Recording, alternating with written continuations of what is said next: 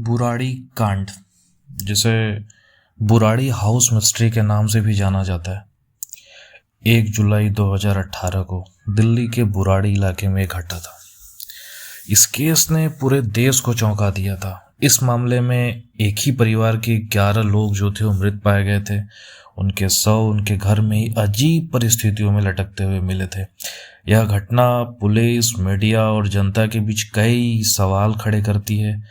यहाँ घटना के विवरण, जांच और मिस्ट्री थ्योरीज के बारे में हम बात करेंगे। पूरा विवरण बताता हूँ आपको। पहले टोटल 11 लोग थे, 3 पीढ़ियों का एक परिवार, जिसमें 2 पुरुष ललित और भुवनेश, 6 महिलाएं, 3 बच्चे। 10 लोग छत के पाइप से चुन्नियों और दुपट्टों से लटकते हुए पाए गए थे। एक बुजुर्ग महिला, जिसका नाम सामने आप देख भी सकते हैं, नारायणी देवी, वो जमीन पर पड़ी थी। उसे गला दबा कर मारा गया था। यह घटना जो है दिल्ली के बुराड़ी इलाके में हुई थी। पुलिस ने इस केस में कई पहलुओं की जांच की थी, जिसमें मेन था जैसे डायरी। पुलिस को घर से 11 डायरियां मिली थी। इन डायरियों में परिवार की गतिविधियों और सोच के बारे में लिखा गया था। ललित भाई, परिवार का छोटा बेटा ललित उनके नेता की तरह था। वह आत्माओं और अपने पिता, जो कि पहले ही गुजर चुके थे, उनसे संपर्क करने का दावा करता था। तंत्र मंत्र का शक, इस घटना को तंत्र मंत्र और धार्मिक अनुष्ठानों से भी जोड़ा गया। डायरियों में मोक्ष और आत्मा की शांति के लिए अनुष्ठान का भी उल्लेख था।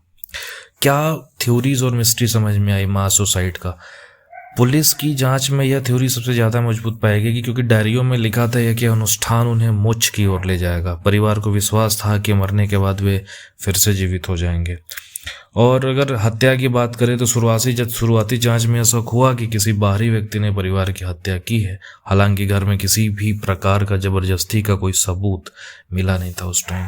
ललित ने कहा था कि यार उसे अपने मृत पिता की आत्मा से निर्देश मिलते हैं। माना जाता है कि परिवार के बाकी सदस्य भी इस पर विश्वास करते थे। और परिवार जो है अत्यधिक धार्मिक और एकांत प्रिय था। यह संभावना ये भी हो सकती है कि सामाजिक दबाव और ललित के प्रभाव ने इस कदम को बढ़ावा दिया होगा। अजीब तथ्यों की बात करें तो उसमें 11 पाइप मिले थे। 11 घर की दीवार में 11 पाइप थे जो बिना किसी उपयोग के लगाए गए थे। इन्हें इन 11 सदस्यों से जोड़ा गया। डायरियों में जो भी लिखा था वह घटना के दिन से मेल खाता था। और उस निर्देश में लिखा था डायरी में कि आंखों पर पट्टी बांधने और मुंह बंद करने को भी कहा गया था। इसके अलावा परिवार का विश्वास था कि यह अनुष्ठान जो है उन्हें आत्मिक शांति देगा।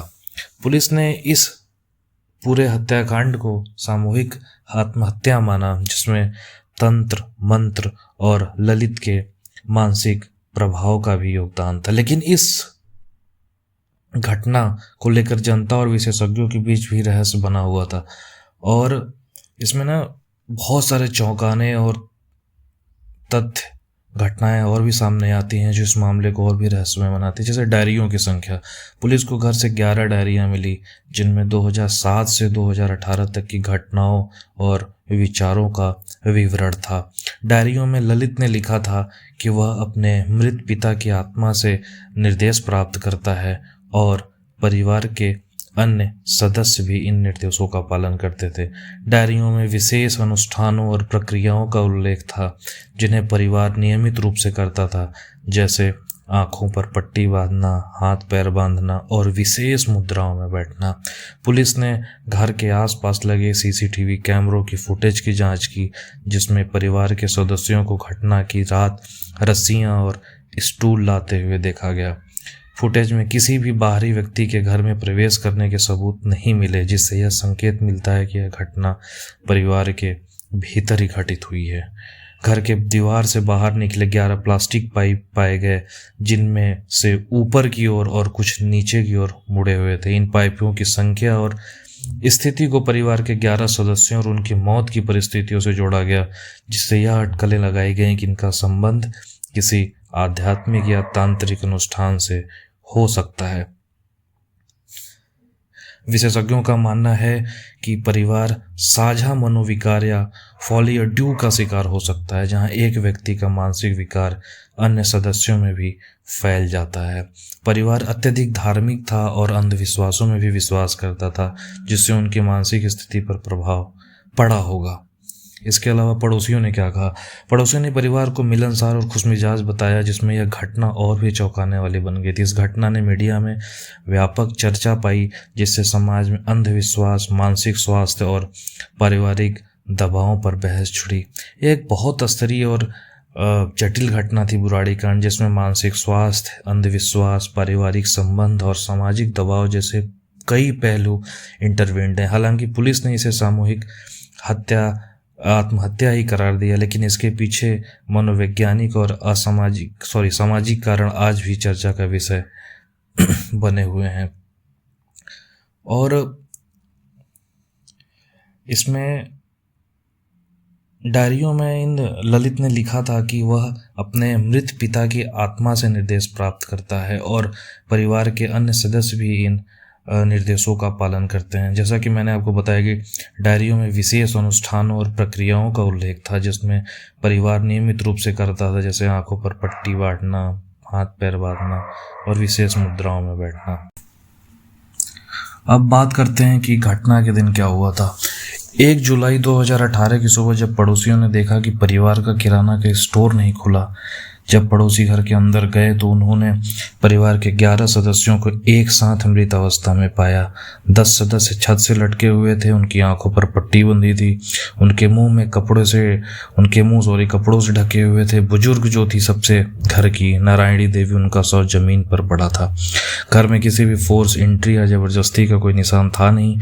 फुटेज में परिवार के सदस्य पहले से ही रस्सियां, स्टूल और ये सब सामग्री खरीदते हुए दिखे थे। फिर ललित ने खुद को परिवार के मृत पिता भूपी सिंह की आत्मा का माध्यम बताया।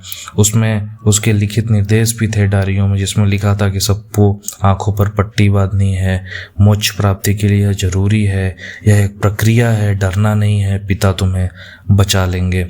परिवार जो था रोजाना पूजा करता था। उनका मानना था कि उनके पिता की आत्मा ललित के माध्यम से परिवार का मार्गदर्शन कर रही है। वैसे इस मामले को तंत्र मंत्र से जोड़ा गया, लेकिन पुलिस ने इन थ्योरीज को पूरा खारिज कर दिया। इसमें अजीब डिजाइन के 7 पाइप बाहर की ओर थे इनके घर पे और 4 पाइप नीचे की ओर मुड़े हुए थे। भाटिया परिवार एक सामान्य मध्यम वर्गीय परिवार था, जिसे पड़ोसी अच्छे और सुलझे हुए लोग मानते थे। परिवार का खुद का किराने का स्टोर और प्लाईवुड का बिजनेस था। वे पड़ोसियों से अच्छे संबंध रखते थे। विशेषज्ञों ने भी कहा कि ललित का मानसिक अस्थिरता का असर पूरे परिवार पर पड़ा। इसलिए परिवार के सदस्य ललित के कहे अनुसार चलते थे।